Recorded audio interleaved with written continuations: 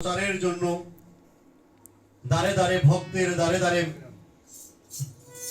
বেড়ায় সেই হরির নাম বিতরণের জন্য। সেই আমার বড় ভাই মধুআচার্য শ্রী নির্মল ঠাকুর তার পবিত্র চরণে ভক্তি